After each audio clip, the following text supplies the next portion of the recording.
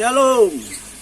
Selamat pagi, salam sejahtera. Terima kasih buat dukungan teman-teman yang selalu setia hadir di channel saya, memberikan komentar, memberikan like. Yang belum subscribe silahkan di subscribe. Yang baru hadir, baru menemukan channel saya, terima kasih buat kehadirannya. Dan dengan penuh kerendahan hati ya bisa di subscribe channel saya ini. Hari ini, siang ini saya mau bercerita tentang pengalaman saya memulai sebuah channel YouTube. Ya, saya baru 1 tahun. Ya, saya bukan YouTuber kawakan, saya pemula, saya baru merangkak untuk menuju channel besar. Jangan lupa like, subscribe, komen, dan share channel Pondok Gembala. Jangan lupa. Ayo. Jadi ketika itu ya 1 tahun yang lalu, ketika masa pandemi terjadi, maka segala kegiatan kan dilaksanakan di rumah. Saya nggak ada kegiatan. Saya hari-hari ngurusi tanaman. Ada beberapa ekor burung ocehan, burung perkutut, beberapa ekor ayam pelung, ayam bekisar, ya ayam kate, ayam apa lagi saya lupa itu. Nah, anak saya melihat saya punya kegiatan hanya hari-hari itu, mereka menyarankan, kenapa Papa nggak buka channel YouTube? Bapak bisa cerita di situ, bisa didokumentasikan pengalaman Papa, ya. Lalu saya bilang, Papa nggak ngerti bagaimana caranya. Lalu anak saya mengajari cara buka channel YouTube. Padahal anak saya yang pertama masih kelas 1 ketika itu, yang nomor 2 baru kelas 5 SD. Ya, saya belajar dari mereka juga yang bukakan. Nah, dari pengalaman itu saya ingin berbagi kepada teman-teman, karena ada beberapa teman-teman yang rencana mau buka channel YouTube, bertanya mulainya bagaimana. Ya. Jadi yang pertama, ya, pelajari dan pahami peraturan yang berlaku di YouTube. Itu penting agar jangan sampai ketika kita sudah bergejala di kemudian hari, channel kita ditolak bahkan dihapus. Ya, karena menyalahi aturan ya yang berlaku di YouTube. Jadi yang pertama, ya, pelajari, pahami peraturan YouTube yang berlaku untuk setiap konten channel konten yang akan kita sajikan. Yang kedua, pilih nama. Menurut saya nama penting, tetapi jangan yang macam-macam, yang orang lain sulit mencarinya, ya, dengan cara penulisannya juga macam-macam, namanya juga susah dieja, susah diketik, gitu ya, yang sederhana aja lah. Ya, saya pakai nama Pondok Gembala, ya, karena saya berada di rumah, ya kan, tuh pondok, karena saya adalah seorang pendeta, seorang gembala, maka saya kasih nama Pondok Gembala. Nah, lebih baik lagi coba dicari apakah nama yang akan kita pergunakan itu nama yang sudah dipakai oleh orang lain. Ya.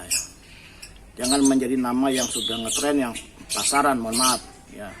Nanti kita kalah dengan nama-nama yang sudah besar. Jadi, cari nama yang unik, yang berbeda, tapi nggak sulit untuk orang ingat, nggak sulit orang untuk cari, nggak sulit untuk orang ketika mengetik nama kita. Ya. Lalu yang ketiga, ya, tentukan ide konten kita. Ya. Ide konten kita. Ide konten kita inilah akan yang menjadi tema dari channel kita, dan inilah yang akan menjadi fokus channel kita. Nah, ide konten itu beranjak, kalau menurut saya ya, beranjak dari hobi. Saya hobi bertanam, maka ketika itu konten saya di awal-awal adalah tentang tanaman hias. Ya. Yang kedua, ide konten itu selain yang pertama dari hobi, yang kedua beranjak dari minat kita di situ. Kalau kita nggak berminat di situ dan kita coba tuangkan dalam sebuah rangkaian cerita dalam bentuk video konten, ya, maka tidak akan maksimal karena kita nggak ada minat di situ. Gitu. Yang ketiga beranjak dari kemampuan. Nah, kemampuan kita di situ maka itu akan memacu kita, membuat kita semangat untuk membuat konten. Yang ketiga itu, yang keempat, beranjak dari pengetahuan. Kita juga harus tahu kalau kita bicara tentang tanaman, kita tahu ya tanaman itu seperti apa, bagaimana merawatnya. Kalau kita senang dengan burung ocehan, kita juga harus punya pengetahuan tentang burung ocehan. Kalau kita ingin fokus di mancing, kita fokus di mancing itu, kita punya pengetahuan, punya kemampuan, ada minat, ada hobi di situ. Ya, itu yang membuat konten kita bisa selalu ada, nggak kehabisan bahan, nggak kehabisan ide. Karena beranjak dari apa? Yang pertama dari hobi, yang kedua dari minat, yang ketiga dari kemampuan, yang keempat beranjak dari pengetahuan. Ya, kalau kita mau bicara tentang ide kita, konten kita mancing, ya kita hobi di situ, minat di situ, punya kemampuan di situ, punya pengetahuan di situ. Jangan ikut-ikutan ya. Ngetrennya ini kita ikut, orang mukbang kita ikut mukbang, padahal kita nggak doyan makan banyak ya, kita nggak ngerti di dalamnya, hanya sekedar makan ya. Orang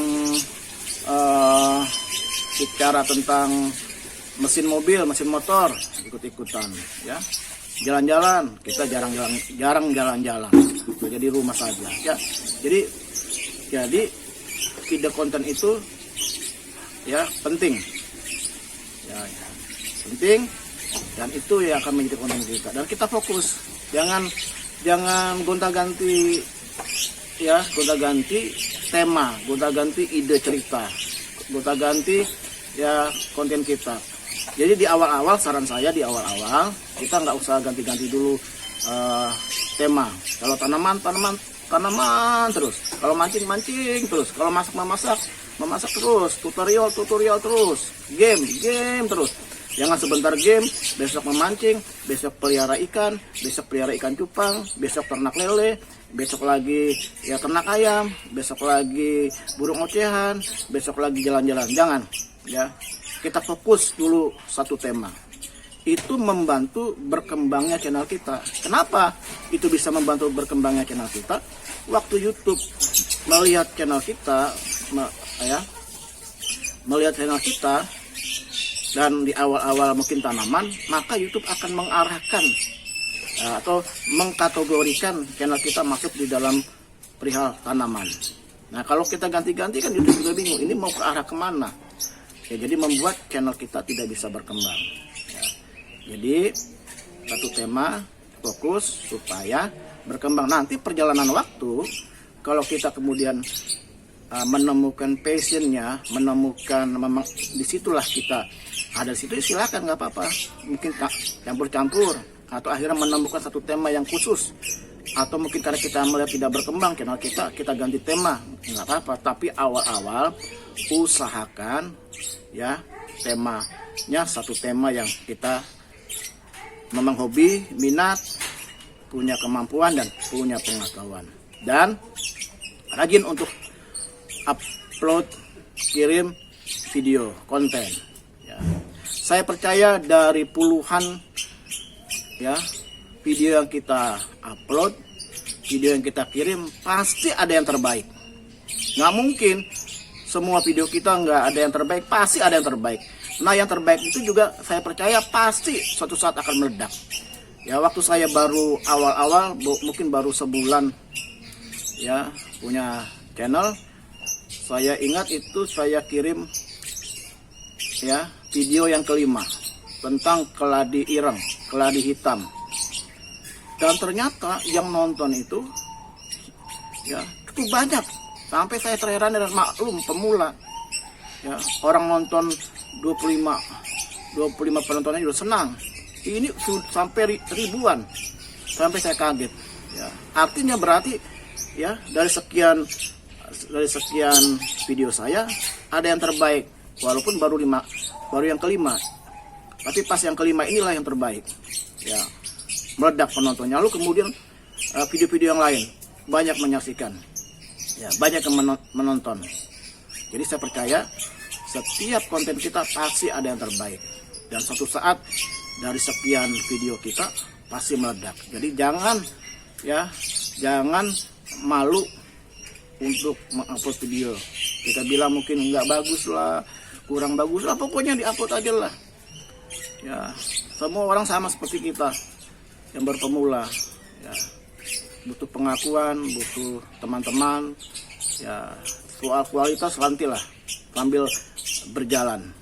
Bagian kita upload saja. Ya, itu saja pengalaman yang saya bisa bagikan kepada teman-teman, khususnya para pemula sama seperti saya. Jangan berhenti, tetap semangat.